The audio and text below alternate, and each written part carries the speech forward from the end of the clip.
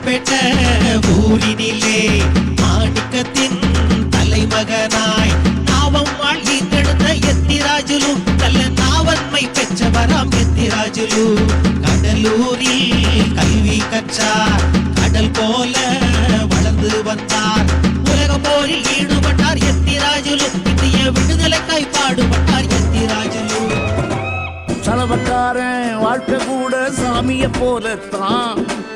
உங்களோட பாவமூட்ட சுமப்போ அழுக்காட வாழ்ந்தாலும் நெஞ்சில் அழுக்கில்ல ஆகாயம் போல மனசோ வெல்ல